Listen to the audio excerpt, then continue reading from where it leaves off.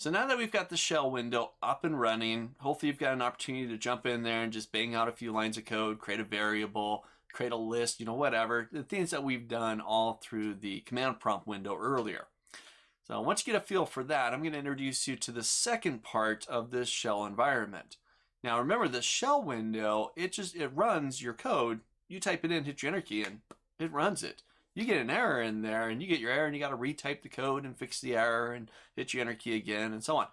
Now, I want to be able to write out code that I can go back in and edit at any point, that I could potentially reuse, and where I can write blocks of code, perhaps logical statements and ifs and loops and so on.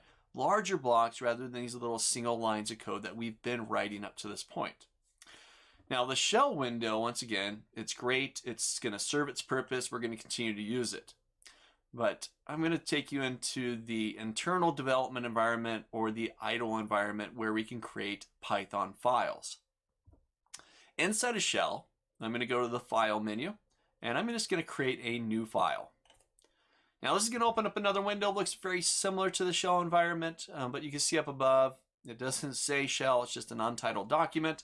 You might remember way back when, early lectures of this course, we talked about creating Python files or .py files.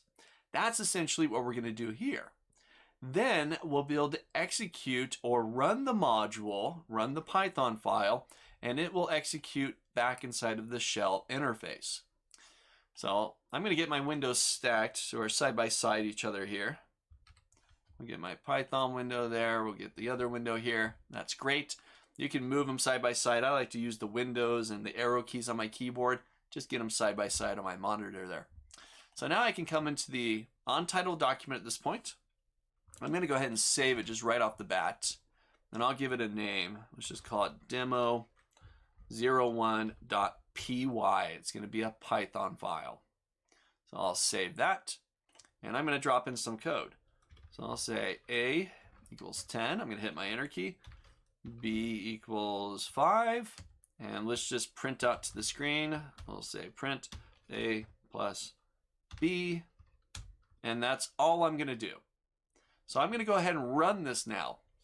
When I run this, it's going to execute the code that I put in here, this block of 3 little lines of Python code, and it'll execute it back inside of the shell. So to run it, I'm going to go to the Run menu, and I'm going to run the module. And that's essentially what you're creating here, is a module or a Python file. So I'm going to go ahead and run. F5 is the shortcut key. Now when I run this, it is going to ask me to save. I saved it, I made some edits to the document, dropped in some code, so it wants me to save that. So I'm going to click OK, and as soon as I do, it'll execute that code back inside of the Python shell. There we go. So it did restart it. You're going to get that every time you run a module or run inside of the idle environment. But I've got my 15 there. Let's move this over just a little bit. That Y was just dropped down a line and wrapped down. But there's the 15 from my print command inside of the idle environment or inside of this module. So this is where we're going to start to do all of our work from this point moving forward, and we'll see where that takes us to. But we're going to get much more elaborate inside of our code, create out some big blocks of code using if statements and loops and everything that we've learned up to this point. And you're going to start to do some projects as well in later sections. So let's start working inside of the Python shell and start creating Python files. So try this out, get it open, make sure that's working for you. If something's not flying for you, remember, jump into the Q&A section of the course, ask your questions, provide some screenshots, whatever you need.